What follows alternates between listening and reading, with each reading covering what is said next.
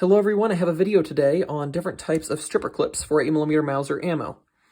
Now, the main reason that stripper clips became popular is because it is, especially on older rifles, it was easier to manufacture clips than the magazine. So now we use interchangeable magazines, however, magazines are a difficult to manufacture part.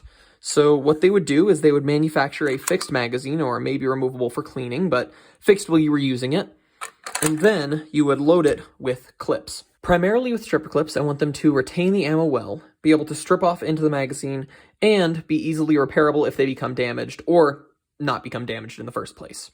So let's compare the three most common types of 8mm Mauser stripper clips. And the first is what is often called single-piece clips. It is a folded piece of sheet metal, and then there is a piece folded over right there that helps it to strip into the magazine. Now I'm going to use brass and steel rounds because these steel rounds are lacquer coated and they often have a hard time feeding. So as far as easily stripping into the magazine goes, do the brass first. Hung up a little bit there, but that's going to happen because these were not meant to be reusable parts. They were meant to be used once and then thrown. We just reuse them over and over again because they're cheaper that way. Now, I took the cocking piece and firing pin out of my Mauser so that I don't need to worry about it going off. So, one of the advantages of these rounds, or these clips, is that they can be bent under there to fold up. The round can be bent under there to fold up that little lip so that it will fold back out. That way, when it becomes weaker, you can fold that back out, load your clip, and it will retain them well. I've found these clips to be able to retain ammo fairly well, although since it's just one piece, that little spring right there, that little leaf can get kind of loose and then it will, of course, go away. So let's get that out of the way and let's try it with the lacquer-coated steel case.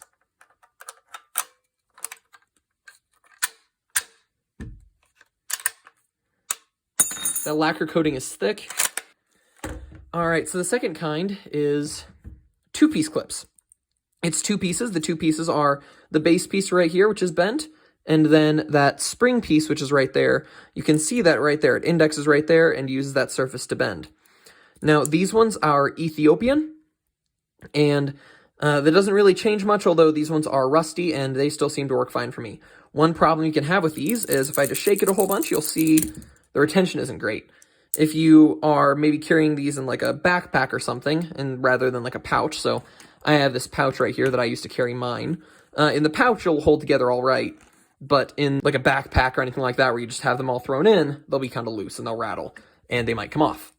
So let's see how well these strip brass rounds. Actually fairly well. All right, and then let's see how they strip the steel rounds.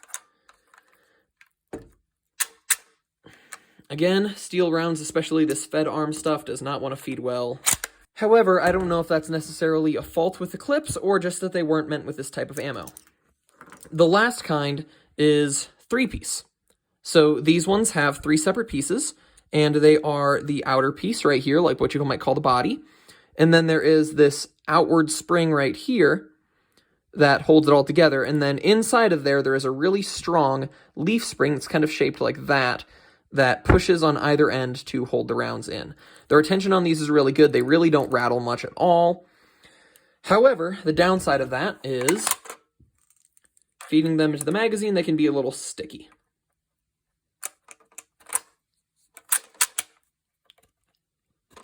That one actually works pretty well.